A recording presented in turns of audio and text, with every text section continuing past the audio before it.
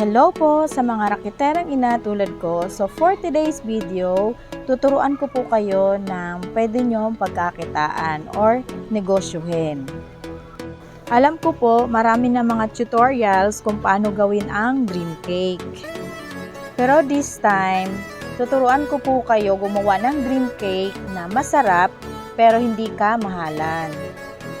Proven and tested ko na po ang lasa nito at subok na subok ko na po. Ito talaga ang business ko ngayon. Kahit naman na ito yung pinagkakakitaan ko ngayon, no need naman na ipagdamot. Sharing is caring, ika nga. Lahat naman din ng mga natutunan ko ngayon, galing din naman dito sa YouTube. Kaya sinishare ko lang din tulad nila.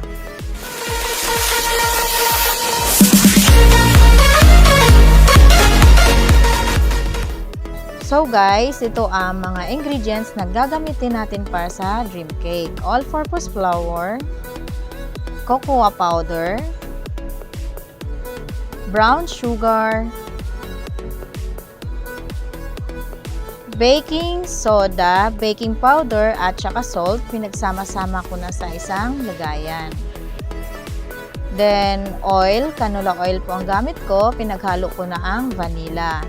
Ito naman po ay suka for stabilizer. Then water, room temperature po ang gamit ko. Pero mamaya gagamit din po ako ng hot water. So sa isang bowl po, ilalagay na po natin ang all-purpose flour. Tapos isunod na po natin ang cocoa powder.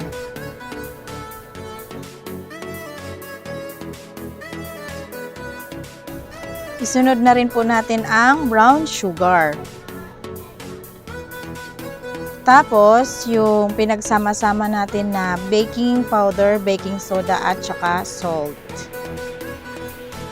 Tapos, kapag nalagay na po natin lahat ng dry ingredients sa isang bowl, i-mix lang po natin ito gamit ang wire whisk. Ngayon, kung wala pa po kayong wire whisk, dahil beginner pa lang kayo, okay lang po yan. Gumamit po kayo ng sandok or kahit ano na pwede nyong gamitin. Ngayon naman po, habang nagmi-mix tayo ng dry ingredients, explain ko naman sa inyo kung para saan ang asin at suka. Ang asin po ay to balance the sweetness. Ang suka naman po ay stabilizer at siya rin po ang mag-activate ng baking soda na nilagay natin para tumubo yung cake natin. Para naman po sa mga beginner na gusto palang mag-bake at wala pang kagamit-gamit, ang bilhin nyo lang po muna ay ilang pirasong baking pan, tapos hand mixer, meron naman pong mumurahin na hand mixer, spatula, tapos itong wire whisk. Yan din po ang gamit ko dati, yan pa lang din. Ngayon, kung wala pa kayong oven, okay lang. Pwede nyo man pong steam yan. Actually po, nung nag-start ako mag-bake, hindi po ako gumagamit ng oven dahil wala akong oven. Steamer po ang gamit ko. At ang una ko pong natutunang i-bake ay chiffon. Yun talaga yung unang-una kong natutunan, chiffon. At in-steam ko lang din po yun. Meron po akong video din yan. Dito rin po sa channel ko. Pwede nyo po siya makita kung perfect ba talaga yung chiffon ko. And now, next na po natin ang wet ingredients. Start natin sa oil at saka vanilla. Tapos, yung vinegar. Then, yung water na room temperature lang po. Tapos, i-mix lang po natin ng dahan-dahan. Huwag po tayong magmamadali. Kasi, kapag nagmamadali tayo, baka ma-overmix natin yung butter at hindi po maganda ang kalalabasan. Magiging makunat po yung texture ng cake natin. Ngayon naman, kung hindi po natin ito na mix na maayos, magiging buhaghag naman ang cake natin. Sa mga beginner po ha, tandaan niyo po yung mga tips na sinabi ko para maiwasan niyo po magkamali. Kasi sayang po ang ingredients kapag nagkamali kayo. Kaya nga po, shinare ko to sa inyo kahit alam ko hindi dapat dahil ito po yung business ko, ito yung pinagkakitaan ko. Pero hindi po ako nanghinayang na i-share sa inyo kasi natutunan ko lang din naman po ito sa iba. Pero sa tutorial ko pong ito, ituturo ko na sa inyo yung tamang proseso para hindi na kayo magkamali, para hindi na kayo pumalpak. Kanina, di ba naglagay na ako ng water? Room temperature po yon. This time naman, hot water siya. Dito ko tinunaw yung coffee powder. Ang coffee powder po ay nakatulong para mas chocolatey flavor ang chocolate moist cake natin. Ang hot water naman po ay nakatulong para magiging super moist ang chocolate moist cake natin. Ngayon naman po, dahil tapos na natin i-mix yung butter natin, ilalagay na po natin siya sa mga tub. Ang gamit ko po dito ay aluminum pan. Ang size niyan ay 380 ml. Para naman po sa link ng mga aluminum pan na ginamit ko, ilalagay ko na lang po sa description box or sa comment section. Pero madali lang po hanapin sa Shopee yan. Aluminum pan po ang pangalan niyan. Tapos, bawat aluminum pan po, 380 ml, 150 grams po ang nilalagay ko. Tinitimbang ko po yan para sukat na sukat. Para walang labis, walang kulang. Super detailed na po yung tinuro ko sa inyo ha, para makapagsimula na rin kayo mag-bake at kumita na rin. Ako po dati, bago ako magsimula mag-bake, inaral ko pa ng mabuti itong mga ingredients na niluluto ko bago ko ginawa. Kasi ang hirap pagka pumalpak, sayang ang ingredients. Kaya nga sa mga gustong mag-bake, ito talaga yung best video para sa inyo. Kasi hindi lang ingredients ang itinuturo ko sa inyo, pati rin po yung mga sukat, mga ingredients, ituturo ko na rin. Basta panoorin nyo lang po na mabuti yung tutorial ko. Sa ganitong size po ng aluminum pan, 380 ml, 100 pesos po ang benta nito. Ang price po per tub ay depende po sa costing nyo ha. Magkakaiba tayo ng lugar, kaya magkakaiba po ang costing natin.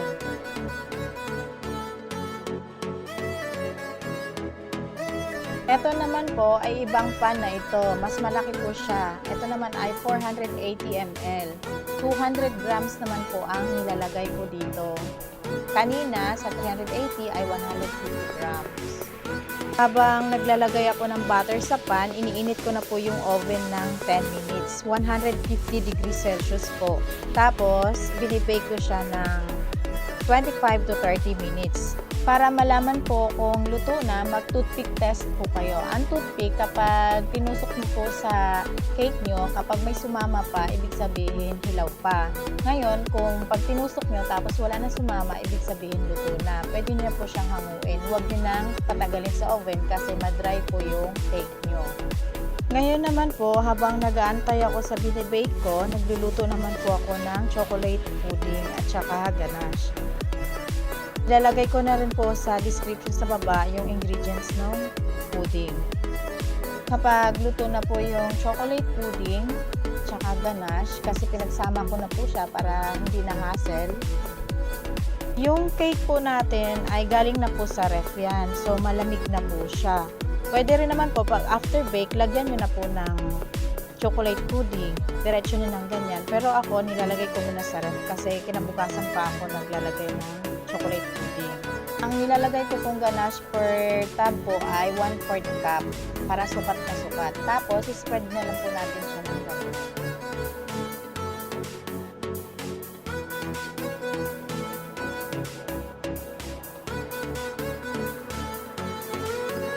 Same procedure po dun sa small tubs natin.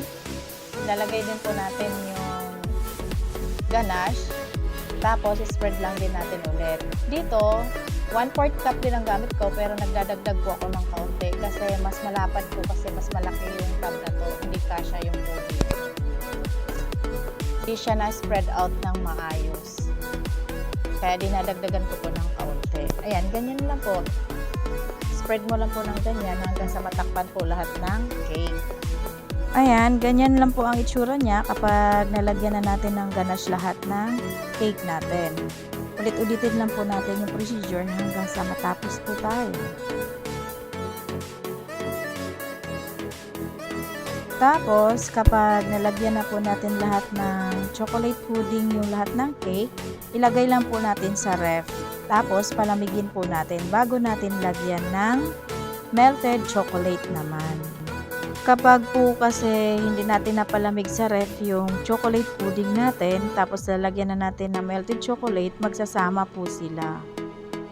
And this time po, dahil malamig na yung cake, naglalagay na rin po ako ng melted chocolate. Kung napapansin nyo, spreadable yung melted chocolate kasi hindi pa gaanong malamig yung cake dyan kasi nagmamadali po ako kasi may order na kasi. Yan, ganyan po ang itsura niya. Yan, nalalagay ko pa siya ng ganyan kasi hindi pa sobrang lamig yung cake. Na-spread ko pa siya ng maayos. Pwede naman pong ganyan ang gagawin nyo. Sa video ko po na ito, hindi ko natuturo sa inyo kung paano gawin yung chocolate pudding. Tapos itong melted chocolate.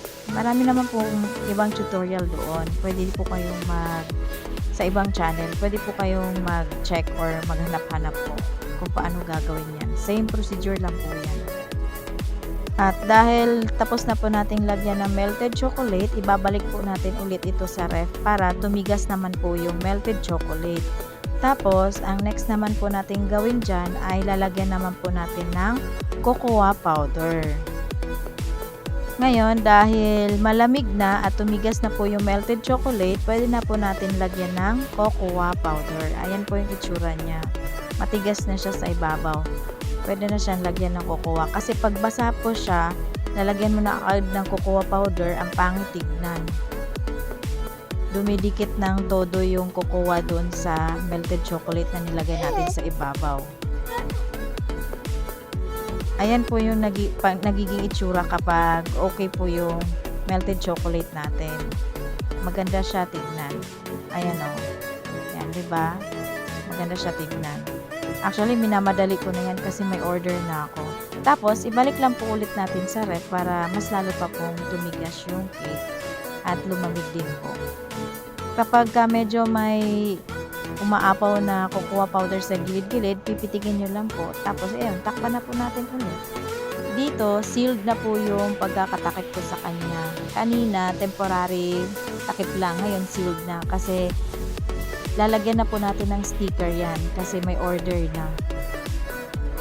Ayan, ganyan po ang itsura niya kapag nakatakip na. Diba ang ganda niya? O, ayan po. Yung gumawa po ako ng pang giveaway noong December. Order po sa akin yan. So, yun lang po. Thank you for watching. Bye-bye!